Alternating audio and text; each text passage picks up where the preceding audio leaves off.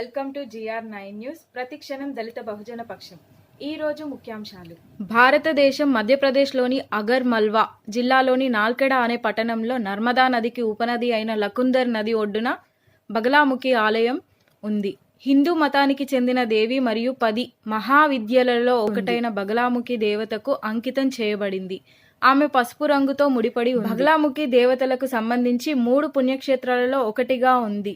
ఇది హిమాచల్ ప్రదేశ్లోని ఢాటియా మరియు బఖండి కాంగ్రాలోని ఇతర 2 ఆలయాలతో పాటు చాలా ప్రసిద్ధి చెందింది. నవరాత్రి ఉత్సవాల సమయంలో ఈ ఆలయం భక్తులతో కిటకిటలాడుతూ ఉంటుంది. ఈ ఆలయం 1815లో పునరుద్ధరించబడింది. బగలాముఖి ఆలయం ఆత్మబలం, భద్రత మరియు శక్తిని ఇచ్చే పవిత్ర స్థలం అని భావిస్తారు. ఈ ఆలయం భగవాన్ రాముడికి మాతా బగలాముఖి బ్రహ్మాస్త్రం ఇచ్చిన ప్రదేశంగా పరిగణించబడుతుంది. ఆలయం వెలుపల 15 స్తంభాలతో కూడిన మండపం ఉంది. దీనిని 252 సంవత్సరాల క్రితం నిర్మించారు. బగలాముఖి దేవి కోర్టు కేసుల నుండి, అప్పుల నుండి బయటపడవేసే దేవత, శత్రువుల నుండి రక్షించే దేవత.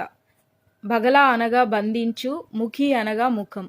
అందువలనే ముఖం పట్టుకోవటానికి లేదా నియంత్రణ అధికారం బగలాముఖి దేవి ఉంది. బగలాముఖి దేవి బంగారు ఛాయతో పసుపు రంగు దుస్తులను ధరించి ఉంటుంది. బగలాముఖి దేవిని పసుపు వస్త్రములు ధరించి పసుపు వస్త్రముపై కూర్చొని పసుపు పువ్వులతో పూజించాలి.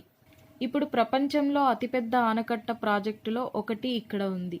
2 కొండల మధ్య నుండి ప్రవహించే నర్మదా నది ఈ దివ్య క్షేత్రాలను ఆకాశం నుండి చూస్తే ఓం ఆకారంగా కనిపిస్తుంది.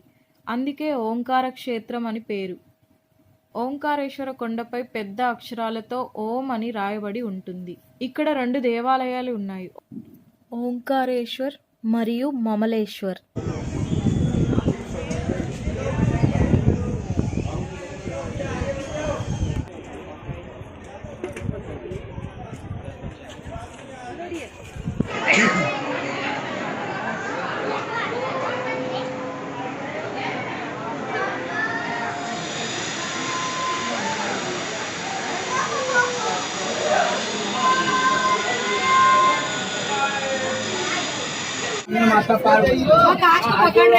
ద్వాదశ జ్యోతిర్లింగాలలో ప్రముఖమైనది ఈ క్షేత్రం.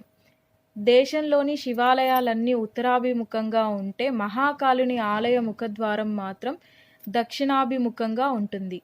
గర్భగుడి శ్రీ చక్రయంత్రం తిరగవేసి ఉండటం మరో ప్రత్యేకత. 5 అంతస్తుల్లో ఉన్న ఈ ఆలయంలో మహాకాళేశ్వరుడి ప్రాతకాలంలో భస్మాభిషేకం చేస్తారు. శైవక్షేత్రం ఉజ్జయిని మహాకాళేశ్వర ఆలయాన్ని మరింత సుందరంగా తీర్చిదిద్దారు. మహాకాల్ లోక్ కారిడార్ను ప్రధాని మోదీ జాతికి అంకితం చేశారు.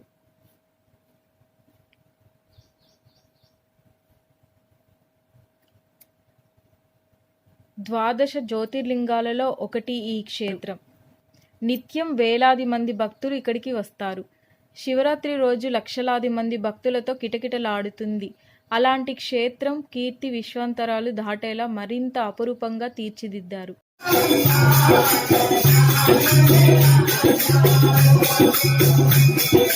ఉజ్జయిని నగరంలోని కొన్ని ప్రధాన దేవాలయాలు మహాకాళేశ్వరాలయం, ఉజ్జయిని మహంకాళి అమ్మవారి దేవాలయం, కాలభైరవ దేవాలయం మరియు మంగళనాథ్ దేవాలయం.